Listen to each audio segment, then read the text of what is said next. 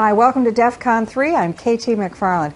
Last week, the Europeans went to the polls to elect people, representatives, to the European Parliament. And in country after country, you know who they elected? People who don't like the European Parliament. So I've decided to get a guy who really knows about this stuff, Robert Hormats, former Undersecretary of State, now Vice Chairman of Kissinger Associates, to talk about what's going on in Europe. Every single country, they voted for the people who don't like Europe.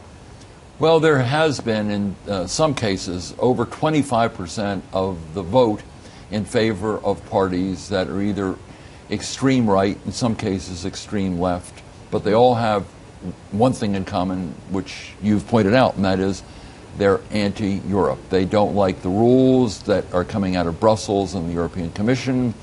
They don't like the fact that more and more decisions that used to be made at the national level are now being made at the European level. Most of them are anti-immigrant. They don't like immigration coming in. They fear immigrants take their jobs. In some cases, there's an anti-Semitic quality to some of this, or anti-Semitic tones in their campaigns. Some cases, anti-Muslim. In other cases, it's anti-globalization in general. In some cases, there's actually some resentment of the United States for its broader global role. So you put these all together and you get support for some of these extremist, populist, very nationalistic parties. Well, what drives it then? I mean, because it sounds like in country after country there may be different reasons why, but it sounds like there are a lot of angry voters. Now, is it because of economic stagnation? Is it they just don't like big government? Well, they certainly live in big government. It's interesting. A lot of them don't like big government. A lot of them don't like globalization. In some cases, it's a resentment of the fact that unemployment rates are relatively high, but actually in some countries that are doing reasonably well, they've polled well also. For instance, UK, roughly 25%, Austria, Denmark. These countries are not doing badly economically, certainly not as badly as many of their neighbors.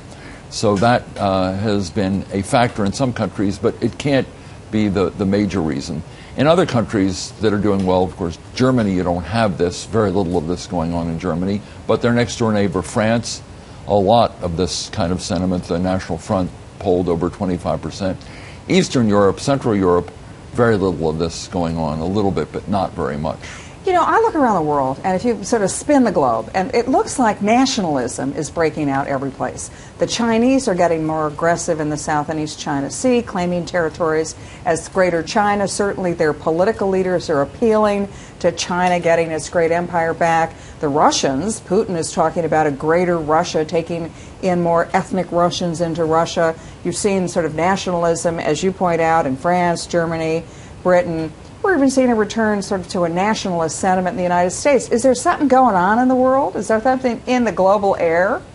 I think there is more nationalism.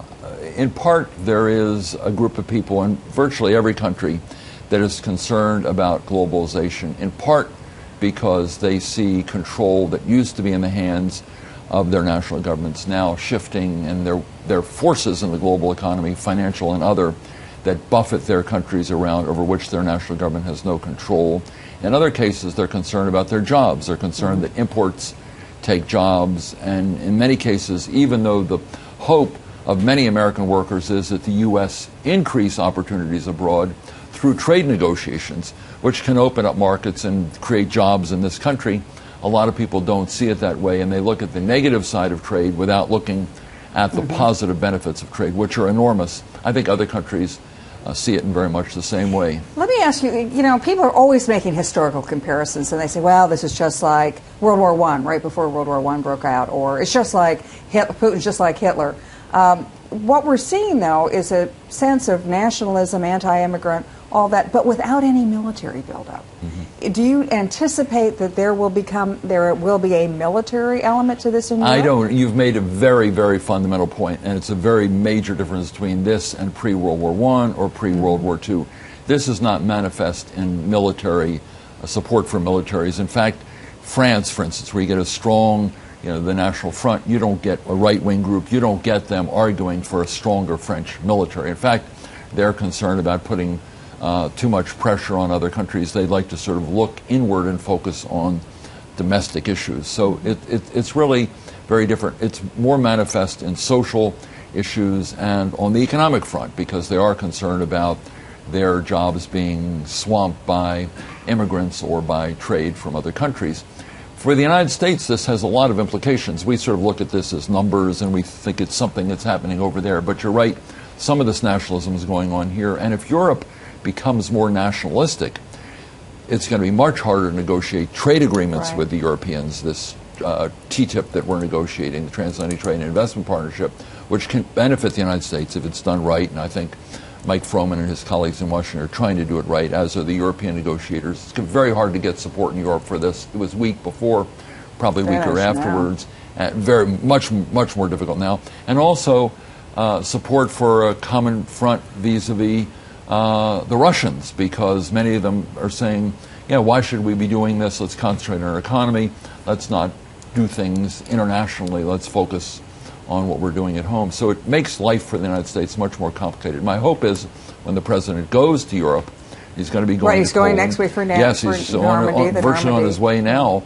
He can make a statement and work with the Europeans to demonstrate that we need to get together to strengthen NATO. Mm-hmm. We need to have a trade agreement which demonstrates economic solidarity, which underpins NATO and creates jobs, things of this nature. Leadership is required across the Atlantic on both sides. Okay. Well, thank you very much for joining us. Robert Hormats, former Undersecretary of State and now Vice Chairman of Kissinger Associates. Thanks. That's it for DEF CON 3. Thanks for joining us.